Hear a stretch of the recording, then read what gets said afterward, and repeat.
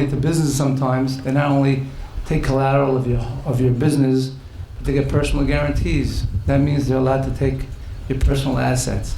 So they took our home in Brooklyn, our home in Deal. They took our cars. They took our money in the bank, life insurance policies, even our personal jewelry. And they foreclosed everything. And I felt like, what are we going to do? And at that moment, it hit me that they were able to foreclose everything that we had physically and monetarily, but they couldn't take what was in my brain, and that's my education. Education is just a word. What does it really mean? Recently, a few years back, I was in Mag and David, working with 11th graders in SPARK, which stands for Strengthening Pride and Reinforcing Kindness. And we talked about a lot of topics over 6-7 weeks with a bunch of boys, and finally I asked them all, so what are your goals in life? The guys looked at me like I was crazy. They go, what do you mean? I go, well, everybody has to think about why we're on this earth, what are we doing here, what's our mission, what are we supposed to be doing to make our life meaningful? Can't just wake up, go to sleep, and die of old age. So I pressed the boys to give me an answer, and finally they all said the same thing. I want to be rich, I want to get married and have children and be in the community, and that was their answer. So I asked them, okay, so what are you doing about your goal to achieve your goal? What's your plan of action? And of course, every guy looked at me like I was retarded. I said, well, yeah, you have a goal and you're not working towards it, you're not doing anything to achieve that goal? So some of the kids said, yeah, I'm gonna go to college. I said, you're gonna go to college? What do you mean? You just finished telling me how in high school you haven't really been taking it too seriously and not doing too well. What's gonna be different in college? So one kid told me, come on. High school courses really aren't that important. I said, what do you mean? He said, well, algebra. Am I really going to use the letter X in real life? So I said, well, I don't know. I use algebra every day. He said, how's that? I said, well, I'm in the real estate business. I try to buy buildings. And what should I pay for a building when it comes up for sale? And I said, I use algebra. The price of the building is X. That's the unknown. I solve for X using rents and interest rates, make a formula, and we just solve for X, simple as that. So the guy said, okay, how about geometry? Tell me you use the hypotenuse and pi in real life. I said, I use geometry every day. He said, how's that? I said, well, I'm in the real estate business. I want to charge a guy rent for a space that I have, building that I own. And if a building's a square, we take the side, square it, that's the square footage. If a building's a triangle, here comes the hypotenuse. A squared plus B squared equals C squared. And we add it up, and that's the rent we charge them on that square footage. And if the building's a circle, we use the radius, which is a line through the circle, we square it and multiply it by 3.14141414. And then we calculate that, we charge the guy rent. So the kid said, okay, man, it's a big example. How about history? We're going to use history? I use history every day. He says, how's that? I said, well, I meet a guy. I have to size him up in a negotiation.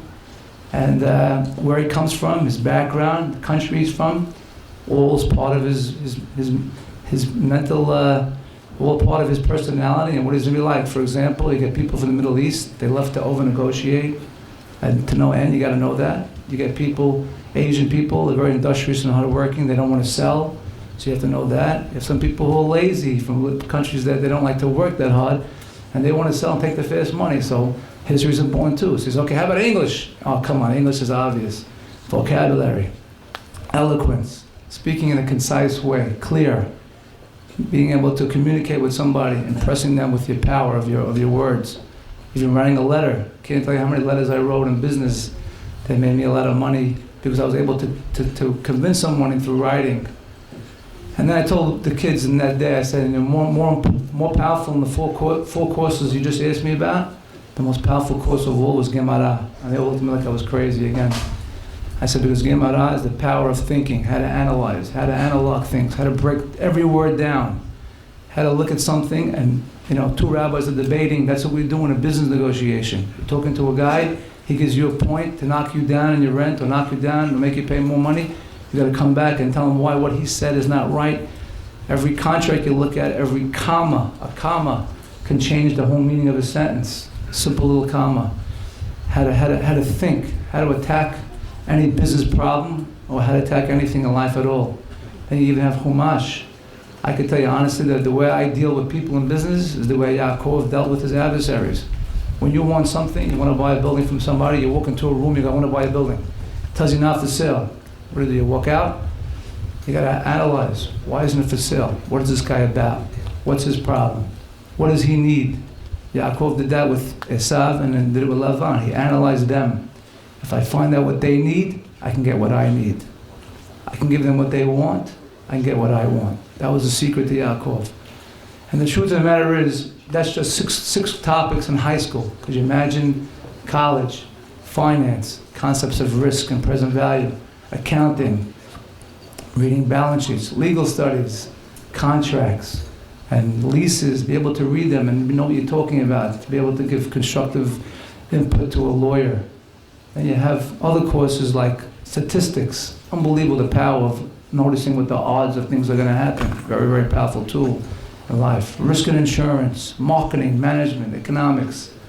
And forget all the business courses. Then you have psychology, you have sociology, you have philosophy.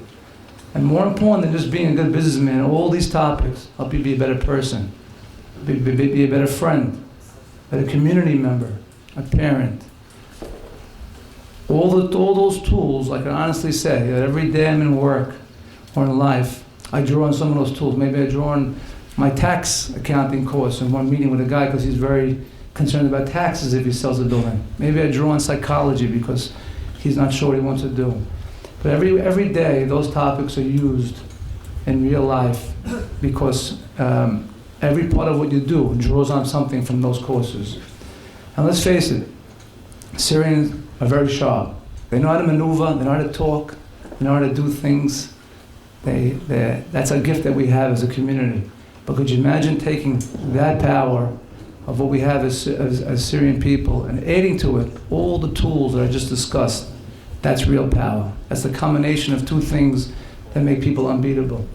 When I graduated high school, like all of you are now, a lot of you graduating high school, I remember being in college my first month, and I had a lot of friends. Most of the people those days didn't go to, 29 years ago, most people didn't go to college.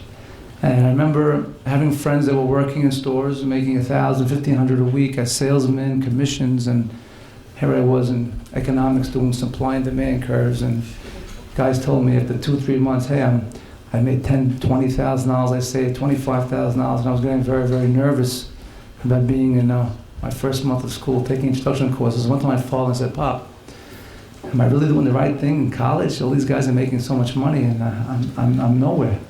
He said, son, when you guys graduated together, your friends started walking ahead. And when you get ready to walk, you're going to take giant steps. And that was another great message I learned, that in business and in life, you have to have patience. You have to understand life's a process. You can't skip steps. You can't go from first grade to sixth grade. You need all the tools, all the fundamentals.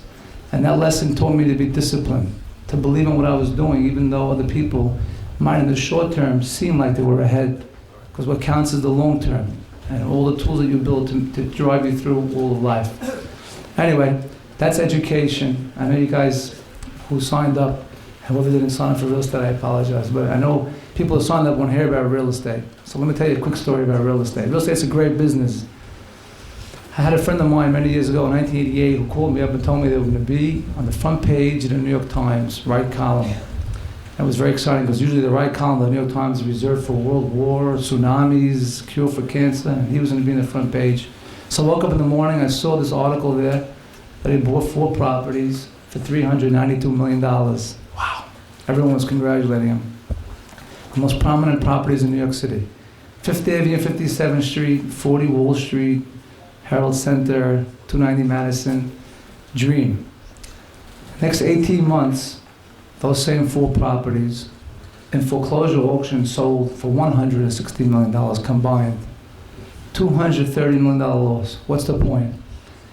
If you believe that you can just buy a property and it goes up, obviously that can't be the case because everyone would buy it and everyone would just buy real estate and have no meaning.